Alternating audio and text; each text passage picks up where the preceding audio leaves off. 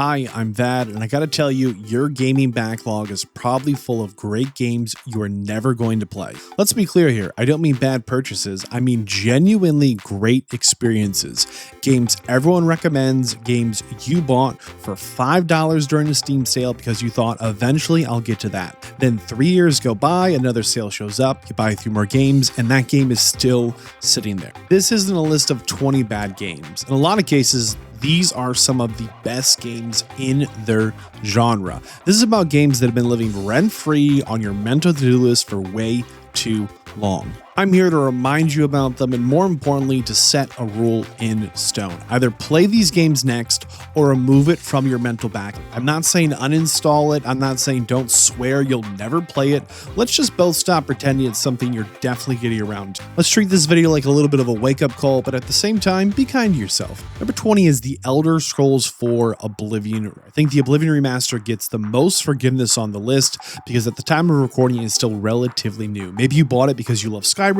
Maybe you always wanted to see where a lot of modern Elder Scrolls originated. Maybe it went on sale and it made for an easy decision. The problem is that it's still a giant Bethesda RPG. Buying it is easy, but finding the time to disappear into it is not. Don't let the Oblivion Remaster become just another RPG you carry around because you're technically planning to play it someday. If Oblivion sounds like exciting, move it to the front of the line. If you're already choosing everything else over it, that's good information. Let it go.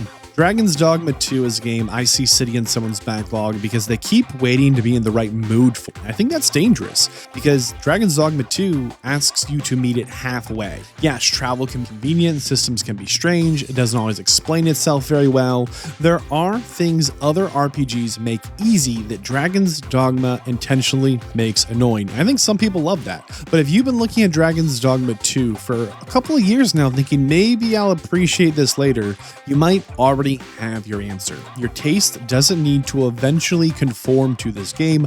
Either give it a real shot now or stop scheduling an imaginary future version of yourself to play it. I think Baldur's Gate 3 is where backlog guilt gets really powerful. It's one of those games where everybody says you have to play it. It's incredibly deep, engaging, and fun, and you can solve problems 100 different ways throughout your journey.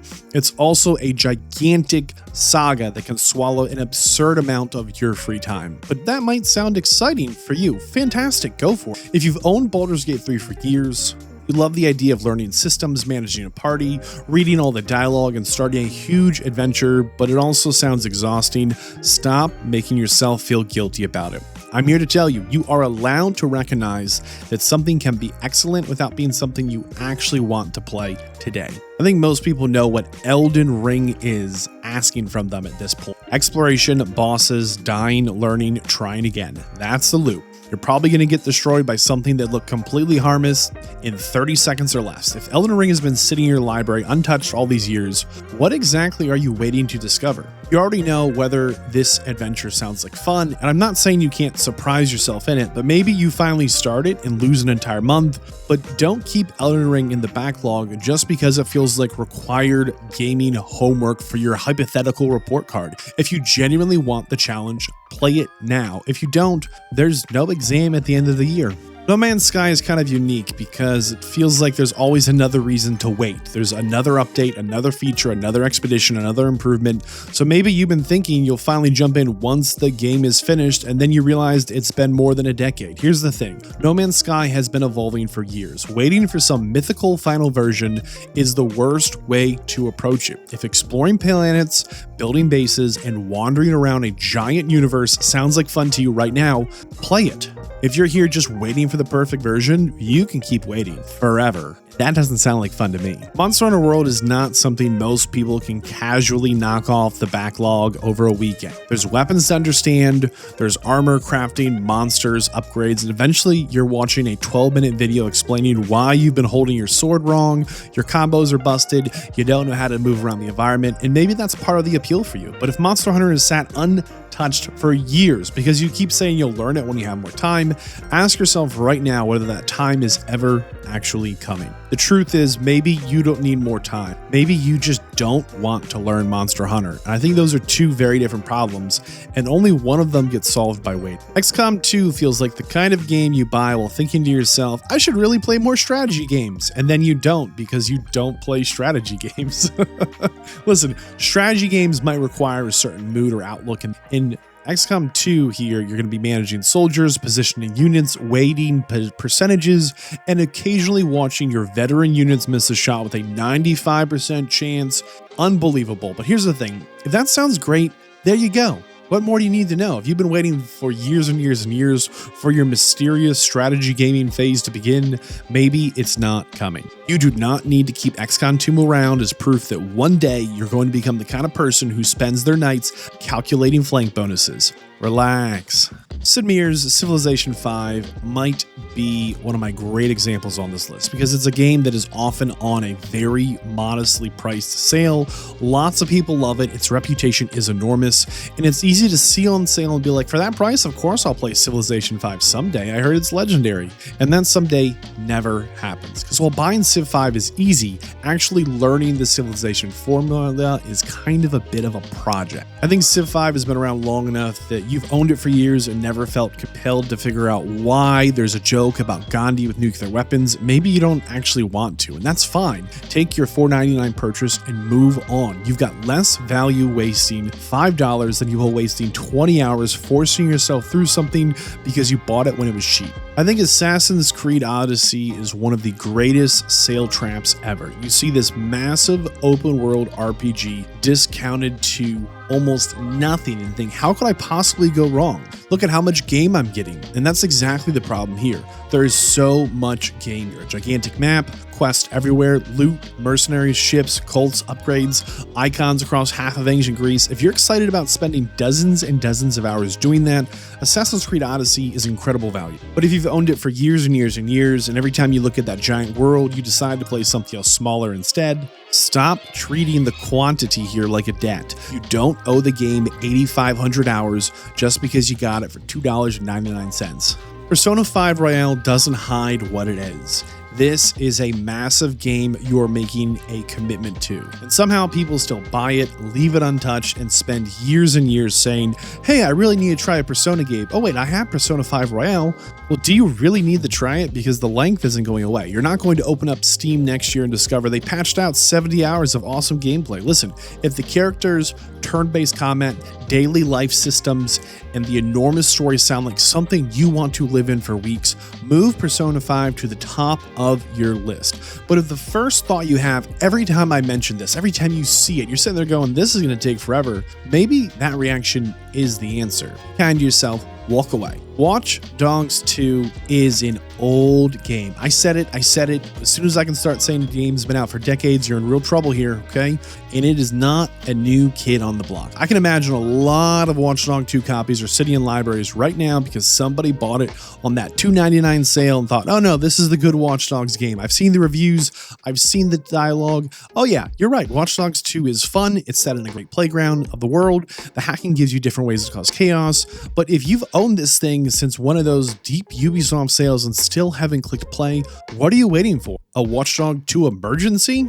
Look, you and I both know that at some point, cheap games become incredibly easy to collect because there's no urgency attached to them. I'm here giving you some urgency. Play Watch Dogs 2 next, or admit that that sale deal didn't actually buy your interest. You don't care about this game. You don't care about this world. Give yourself a break. Batman Arkham City Game of the Year Edition is where the excuses, I think, start to get really thin. People have spent more than a decade calling it one of the best superhero games ever made, and unlike several other games on this list, this isn't demanding hundreds of hours from you. So if you've owned the Batman Arkham City Game of the Year Edition through multiple generations of hardware and still haven't played it, I don't think your schedule is the problem. Maybe you bought it because it was on sale, maybe you thought you should play all the Arkham Batman games, maybe you've simply never been interested enough to start. Whatever the reason, stop carrying around that mental baggage of Arkham City like an unfinished assignment. Batman will be fine without you. Play the game or move on with it. For me, Nier Automata gets recommended like there's a legal requirement to experience at least once in your game. And that's why it can be such a good guilt purchase. You hear about the story, the music, the endings, the combat, the weirdness, and you buy it.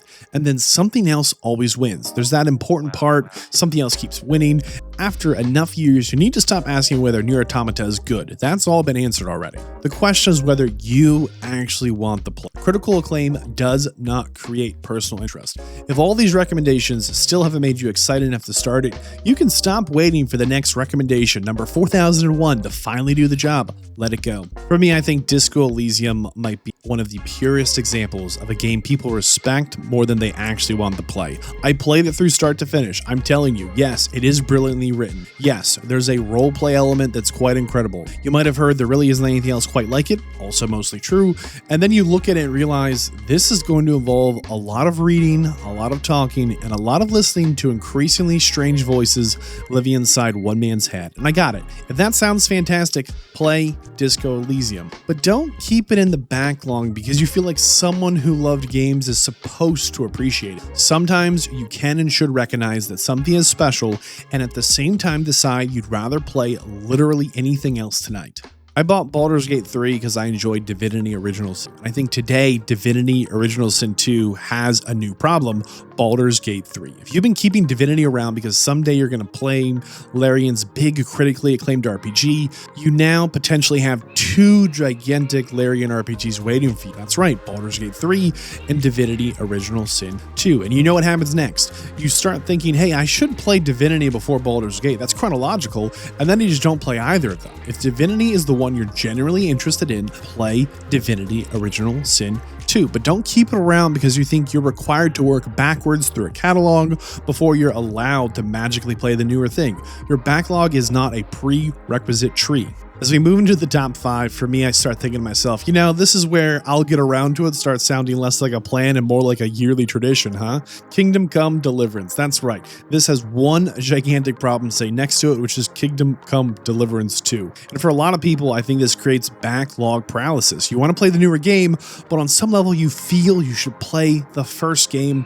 So you just keep the first game installed and you play neither. You genuinely want Harry's entire journey?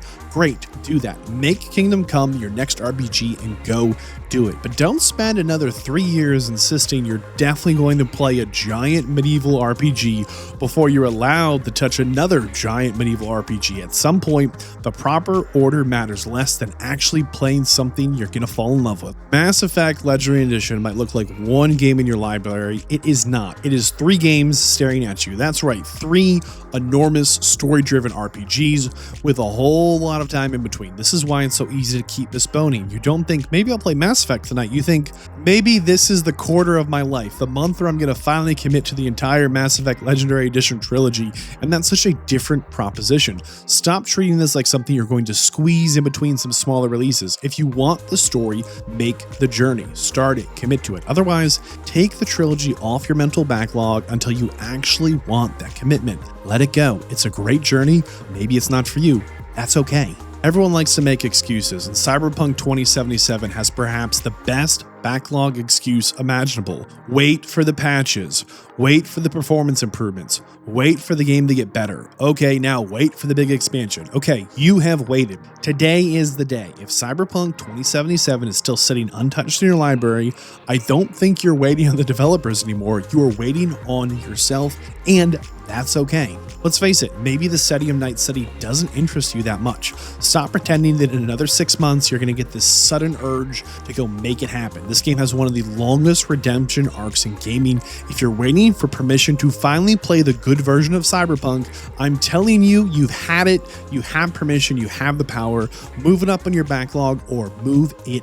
Red Dead Redemption 2 might be the ultimate, I know, I'll play it eventually game. Yes, everyone has told you, it's incredible. The world, it's incredible. The characters, it's ridiculous. The detail. We love Arthur Morgan, he's such a good protagonist. You've heard it, I've heard it, we've all heard it. The problem is Red Dead Redemption 2 also wants you to slow down, ride your horse, talk to live in the world. This isn't a game you rush because you're trying to clear another item off a spreadsheet. So if you spent years looking at Red Dead Redemption 2 and thinking 50 or 60 hours in that world sounds exhausting, listen to that internal voice. Listen to your reaction. You don't have to play every masterpiece.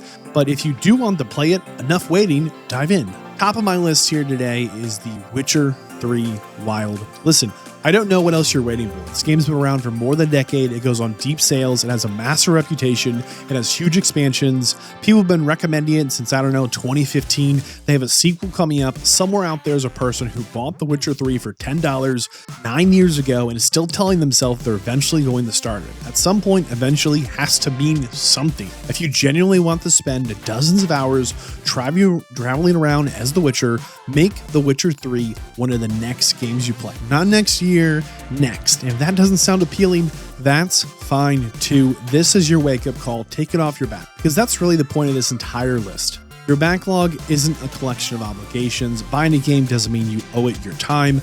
A great review doesn't mean you owe it your time.